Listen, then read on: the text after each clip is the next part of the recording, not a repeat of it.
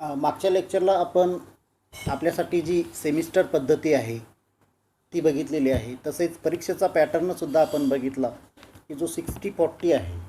60 मार्कांची विद्यापीठ परीक्षा घेईल, 40 मार्कांचं इंटरनल असेल, 100 मार्कांचा पेपर असेल. सेमिस्टर फर्स्टला 100, सेमिस्टर सेकंडला 100 अशा पद्धतीनं तुम्हाला वर्षातून 2 परीक्षा द्यायच्या आहेत. त्यानंतर आपण प्रश्नपत्रिकेचं स्वरूपसुद्धा मागच्या लेक्चरला समजावून घेतलेलं आहे.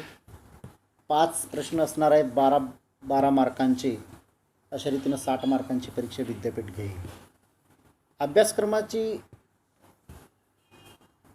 त्याचबरोबर आपण आपल्या पेपरचं नाव वगैरे सगळ्या गोष्टी आपण मागच्या लेक्चरला क्लिअर केलेल्या आहेत. आणि मग आपण अभ्यासक्रमाची ओळख करून घेत होतो आणि त्याच्यामध्ये आपण प्रकरण 1 हे जे आपल्याला विद्यापीठानं दिलेलं आहे त्याची थोडक्यात ओळख आपण करून घेतलेली आहे. त्याच्यामध्ये भारतीय राज्यघटनेची ऐतिहासिक पार्श्वभूमी, त्यानंतर भारतीय राज्यघटनेची निर्मिती कशी झाली, त्याला काय संदर्भ होते, हा भाग आपण मागच्या लेक्चरला बघितला. आता या लेक्चरला आपण अभ्यासक्रमाची जी ओळख आहे ती अजून आपल्याला सुरू ठेवायची आहे. तर त्याच्यामध्ये पहिल्याच प्रकरणामध्ये राज्यघटनेची वैशिष्ट्ये आपल्याला बघायची आहे. आपली जी राज्यघटना आहे त्याची काय वैशिष्ट्ये आहेत, तर वैशिष्ट्ये लक्षात ठेवणं खूप सोपं आहे. आपल्याला जी प्रकरणं असतात, तुम्ही आजपर्यंत 11वीपासून 11वी 12वी 10वीमध्ये जी प्रकरणं अभ्यासली ते प्रत्येक प्रकरण म्हणजे आपल्या भारतीय राज्यघटनेचं एक वैशिष्ट्यच आहे, अगदी डोळं झाकून. अशा या भारतीय राज्यघटनेची ठळक वैशिष्ट्ये आपल्याला बघायची आहेत. त्याच्यामध्ये मी एक ओझरती नजर आपण टाकू. जगातील सर्वात मोठी राज्यघटना, जनतेचं सार्वभौमत्व, प्रौढ मताधिकार, 2 कायदेमंडळे, मूलभूत हक्क, मूलभूत कर्तव्ये, मार्गदर्शक तत्त्वे, घटनेचे सर्वश्रेष्ठत्व, घटनादुरुस्तीची पद्धती, कायद्याचे राज्य, स्वातंत्र्य, समता, बंधुता, मागासवर्गीयांना आरक्षण, ही काही आपल्या भारतीय राज्यघटनेची महत्त्वाची वैशिष्ट्ये आहेत. ही जी वैशिष्ट्ये आहेत ते आपण आता थोडक्यात बघणार आहे. परंतु जेव्हा आपण आपले लेक्चर सुरू होतील पुढच्या तासाला किंवा त्याच्यानंतर, त्यावेळेला आपण अगदी सखोलमध्ये या वैशिष्ट्यांचा अभ्यास करणार आहे. मी तुम्हाला या तासाला फक्त थोडक्यामध्ये त्याची कन्सेप्ट क्लिअर करतो. जगातील सर्वात मोठी हे भारतीय राज्यघटनेचं एक वैशिष्ट्य आहे. आपली राज्यघटना ही जगातील सर्वात मोठी राज्यघटना आहे. एवढी मोठी राज्यघटना कोणत्याच देशाची नाही. अमेरिकेची राज्यघटना जगातील सर्वात लहान राज्यघटना आहे, अर्ध्या तासात वाचून पूर्ण होते. भारतीय राज्यघटनेमध्ये 395 कलमं आहेत आणि 12 परिशिष्ट आहेत आणि प्रत्येक कलम खूप सविस्तरपणे वर्णन केलेलं आहे आणि शेवटी 12 परिशिष्ट पण जोडलेले आहेत.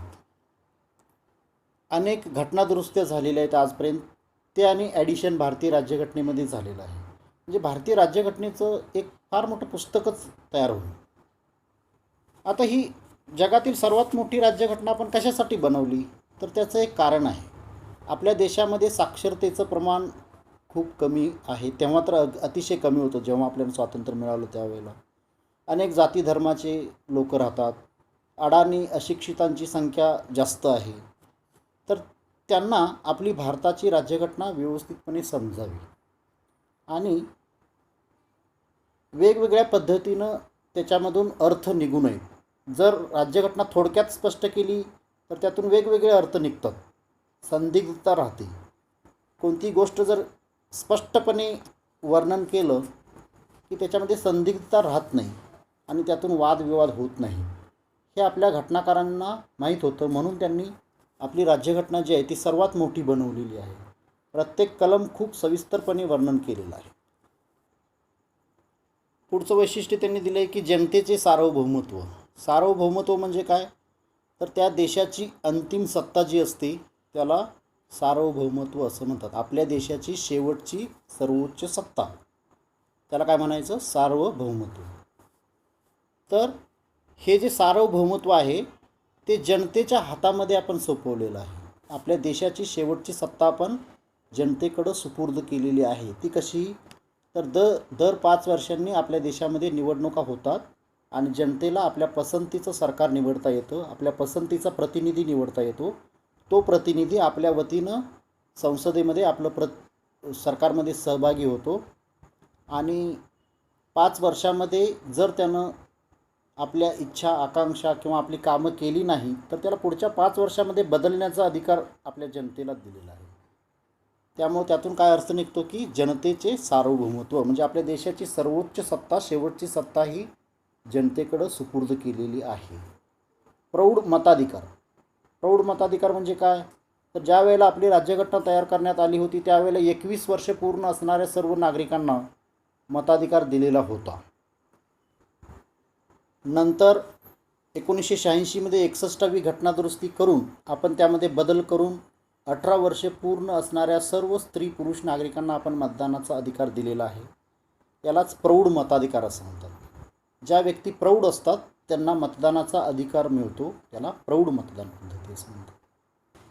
इथे एक गोष्ट लक्षात घ्या की मताधिकार देत असताना आपण कोणत्याही प्रकारचा भेदभाव केलेला नाही की फक्त श्रीमंतांनाच मताधिकार किंवा कर भरणाऱ्यांनाच मताधिकार, पुरुषांनाच मताधिकार, स्त्रियांना मताधिकार नाही, गरिबांना मताधिकार नाही. तर अशा प्रकारचे भेदभाव जगामध्ये अनेक ठिकाणी झालेले आहेत. भारतानं मात्र अशा कोणत्याही पद्धतीचा भेदभाव न करता स्त्री, पुरुष, गरीब, श्रीमंत अशी कोणती गोष्ट विचारात न घेता सरसकट 18 वर्षे पूर्ण असणाऱ्या सर्व नागरिकांना मतदानाचा अधिकार दिलेला आहे. म्हणजे सगळ्या नागरिकांचा दर्जा समान मानलेला आहे. त्याला प्रौढ मतदान पद्धती म्हणतात. त्यानंतर 2 कायदेमंडळं. आपल्या देशामध्ये कायदेमंडळं ही ची सभागृह जी आहेत ती 2 आहेत. एक संपूर्ण संघराज्याचं कायदेमंडळ आणि घटक राज्यांचं कायदेमंडळ अशी 2 सभागृह आहेत, ज्याला आपण लोकसभा आणि राज्यसभा म्हणतो. लोकसभा हे देशाचं कायदेमंडळ की संपूर्ण देशाच्या कानाकोपऱ्यातून 543 मतदारसंघ निर्माण केलेले आहेत आणि त्यातून प्रत्येकी एक प्रतिनिधी लोकसभेवर निवडून जातो. अशा रीतीनं 543 अधिक 2 अँग्लो इंडियन असे 545 लोकांची लोकसभा हे सभागृह तयार झालेलं आहे. आणि दुसरं सभागृह आहे राज्यसभा. हे राज्यांचं सभागृह म्हणून ओळखलं जातं कारण राज्यांनी निवडून दिलेले प्रतिनिधी त्या राज्यसभेमध्ये असतात. अशी ही 2 सभागृह पद्धती आपण का स्वीकारली? तर आपल्या देशामध्ये आपण संघराज्य व्यवस्था स्वीकारलेली आहे. इथं 2 सरकार आहेत, एक संघराज्याचं सरकार आणि घटक राज्याची सरकारं आहेत. तर त्यासाठी आपल्याला 2 कायदेमंडळंसुद्धा निर्माण करणं आवश्यक होतं. म्हणून लोकसभा आणि राज्यसभा अशी 2 सभागृह आपण निर्माण केलेली आहे. लोकसभेचा कार्यकाल 5 वर्षांचा असतो. राज्यसभा ही स्थायी सभागृह आहे, त्याला कालावधी नाही. दर 2 वर्षांनी 1/3 प्रतिनिधी राज्यसभेचे निवृत्त होतात आणि लगेच तेवढे भरले जातात. अशा रीतीनं ते कायमस्वरूपी सभागृह म्हणून ओळखलं जातं. हे आपल्या भारतीय राज्यघटनेचं वैशिष्ट्य आहे. मूलभूत हक्क हे आपल्या राज्यघटनेचं सर्वात महत्त्वाचं वैशिष्ट्य आहे. कारण स्वातंत्र्य हा लोकशाहीचा आत्मा आहे. लोकशाहीमध्ये स्वातंत्र्याला फार मोठी किंमत असते. ज्या देशामध्ये स्वातंत्र्य नाही तिथं लोकशाही आहे असं म्हणता येणार नाही. ज्या देशामध्ये जेवढी जास्त स्वातंत्र्य तेवढी त्यांची लोकशाही प्रगल्भ अशी मांडली जाते. तर आपल्या देशामध्ये सुद्धा आपण नागरिकांना खूप सगळी स्वातंत्र्य दिलेले आहेत, हक्क दिलेले आहेत.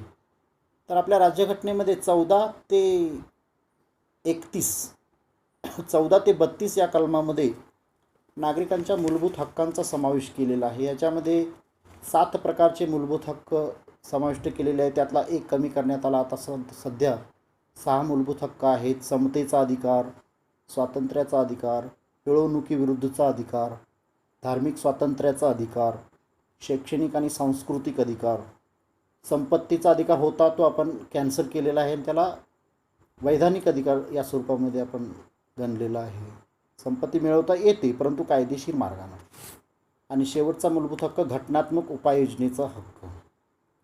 हे सगळे आपण सविस्तरपणे नंतर बघणार आहे. घटनात्मक उपाययोजनेचा हक्क म्हणजे पहिले 6 मूलभूत हक्क जे आहेत त्यांचं जर उल्लंघन झालं तर न्यायालयामध्ये कशा पद्धतीनं आपण जायचं, त्यासाठी अर्ज कसा करायचा आणि त्यानंतर न्यायालय वेगवेगळे आदेश कसे काढते हे त्या घटनात्मक उपाययोजनेच्या हक्कामध्ये म्हटलेलं आहे.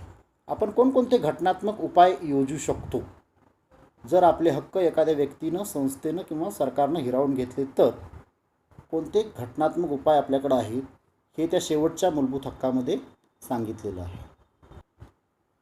मूलभूत कर्तव्य हे पण आपल्या भारतीय राज्यघटनेचं वैशिष्ट्य आहे. हक्क आणि कर्तव्य ही एकाच नाण्याची दोन बाजू मानल्या जातात. फक्त हक्कच पाहिजे आणि कर्तव्य आम्ही काही पार पाडणार नाही असं म्हणून चालत नाही. म्हणून जेव्हा हक्क दिले जातात तेव्हा काही जनतेकडून कर्तव्यांची सुद्धा अपेक्षा केली जाते. तर सुरुवातीला आपली जेव्हा राज्यघटना तयार करण्यात आली त्याच्यावर तुम्ही जर नजर टाकली तर सुरुवातीला आपल्या राज्यघटने मूलभूत कर्तव्यांचा भाग नव्हता. मूलभूत कर्तव्ये दिलेलीच नव्हती. का? तर त्यालासुद्धा एक कारण आहे. आपली राज्यघटना तयार करत असताना घटनाकारांनी मोस्टली युरोपीय देशांच्या राज्यघटनांचा जास्त अभ्यास केलेला आहे. कारण त्याच देशामध्ये लोकशाही आहे आणि त्यांच्या असं लक्षात आलं की त्यांच्या युरोपियन देशांच्या राज्यघटनेमध्ये मूलभूत कर्तव्य कुठंच नाहीत. कारण तिथले नागरिक इतके जागरूक आहेत, आपल्या देशावर त्यांचं इतकं प्रेम असतं की ते उत्स्फूर्तपणे मूलभूत कर्तव्य पार पाडतात. आपली कर्तव्य पार पाडा म्हणून सरकारला त्यांना सांगावं लागत नाही. उदाहरणार्थ ट्रॅफिकचा सिग्नल रेड लागला तर ते आपोआप थांबतील. आपण आपल्या देशामध्ये काय करतो, त्या कोपऱ्यामध्ये बघतो, तिथं जर ट्रॅफिक हवालदार नसेल तर आपण आपली गाडी पुढं काढतो. असं युरोपियन देशांमध्ये कधी होत नाही. युरोपियन देशांमध्ये रस्त्यांवर स्वच्छता असलेली दिसते. कुठेही कागदाचा तुकडासुद्धा पडलेला नसतो. किंवा वृक्षांची लागवड असेल किंवा नद्यांची साफसफाई असेल, अशी जी काही कर्तव्य आहेत ती तिथले नागरिक पार पाडतात. म्हणून त्यांच्या राज्यघटनेमध्ये मूलभूत कर्तव्य पार पाडा असं सांगण्याची त्यांना जरुरी वाटली नाही. आणि झालं काय तर आपल्या घटना समितीनं त्यांच्या देशांच्या राज्यघटनांचा अभ्यास करून आपली राज्यघटना तयार केल्यामुळं मूलभूत कर्तव्य टाकायचं राहून गेलं. इंदिरा गांधींच्या हे लक्षात आल्यानंतर त्यांनी आपल्या राज्यघटनेमध्ये मूलभूत कर्तव्यांचा समावेश करण्याचं ठरवलं आणि त्यांनी त्यासाठी एक समिती नेमली आणि त्या समितीच्या शिफारसीनुसार सुरुवातीला 10 मूलभूत कर्तव्यांचा आपल्या राज्यघटनेमध्ये समावेश करण्यात आला आणि नंतर अजून एक मूलभूत कर्तव्य जोडण्यात आलं. सध्या आपल्या राज्यघटनेमध्ये 11 मूलभूत कर्तव्य आहेत. अर्थात ही सगळी मूलभूत कर्तव्ये जी आहेत ती बंधनकारक नाहीत, मात्र जनतेनं त्यांचं ती पार पाडावी तशी अपेक्षा आहे. पुढचं वैशिष्ट्य आहे मार्गदर्शक तत्त्वे. मार्गदर्शक तत्त्वे म्हणजे काय? तर घटनाकर्त्यांनी राज्यकर्त्यांना राज्यकारभार कोणत्या पद्धतीनं करावा यासंबंधी केलेलं जे मार्गदर्शन आहे त्याला मार्गदर्शक तत्त्व असं म्हणतात. कारण आपल्या राज्यकर्त्यांना लोकशाही पद्धतीनं राज्यकारभार करण्याचा कोणताही अनुभव नव्हता. हजारो वर्षापासून आपल्या देशामध्ये लोकशाही कधीच नव्हती. त्यामुळे लोकशाहीचा अनुभव नसल्यामुळं लोकशाही शासन पद्धतीमध्ये सरकारनं कसं कार्य करावं यासंबंधी त्यांना कोणतंही ज्ञान नसल्यामुळं आपल्या घटनाकारांनी ठरवलं की मार्गदर्शक तत्त्वांचा समावेश करायचं आणि त्यासाठी सरकारला काही गाईडलाईन्स आखून द्यायच्या आणि त्या गाईडलाईन्सची सरकारनं प्रायोरिटीनं अंमलबजावणी करायची असं सांगण्यात आलं. परंतु सुरुवातीला ही मार्गदर्शक तत्त्वं जी आहेत ती बंधनकारक केली नाहीत. कारण ज्यावेळेला आपल्या देशाला स्वातंत्र्य मिळालं तेव्हा आपली अर्थव्यवस्था खूप हलाखीची होती आणि ही जी सगळी मार्गदर्शक तत्त्वं आहेत त्यांची अंमलबजावणी करण्यासाठी फार मोठ्या पैशांची गरज होती. म्हणून असं ठरवण्यात आलं की जेव्हा आपल्या देशाची अर्थव्यवस्था सुधरेल तेव्हा सरकारनं या मार्गदर्शक तत्त्वांची पूर्णपणे अंमलबजावणी करावी. आता आपण जगातील 5 नंबरची अर्थव्यवस्था आहे. आपण जगातील 5 नंबर, आपलं राष्ट्र हे जगातील 5व्या नंबरचं श्रीमंत राष्ट्र आहे. म्हणून आपण जवळजवळ सर्व मार्गदर्शक तत्त्वांची अंमलबजावणी केलेली आहे. फक्त एकच कलम बाकी आहे, ते म्हणजे समान नागरी कायदा अजून केलेला नाही. ते जर सोडलं तर सगळ्या मार्गदर्शक तत्त्वांची अंमलबजावणी झालेली आहे. पुढचं वैशिष्ट्य तुम्ही अभ्यासलेलं असेल 12वीमध्येच की घटनेचे सर्वश्रेष्ठत्व. आपल्या देशामध्ये राज्यघटना सर्वश्रेष्ठ आहे का कायदेमंडळ श्रेष्ठ आहे? हा एक वादाचाच प्रश्न आहे, परंतु घटनेचं सर्वश्रेष्ठत्व आहे. कारण संसद जे कायदे करते ते राज्यघटनेला धरून करते, राज्यघटनेच्या तत्वानुसारच करते. राज्यघटनेमध्ये ज्या गोष्टी नमूद केलेल्या आहेत त्यानुसारच संसदेला वागावं लागतं. राज्यघटनेच्या बाहेर जाऊन चालत नाही. म्हणून संसद श्रेष्ठ का राज्यघटना श्रेष्ठ, याच्यामध्ये राज्यघटना श्रेष्ठ असं आपल्याला म्हणावं लागेल.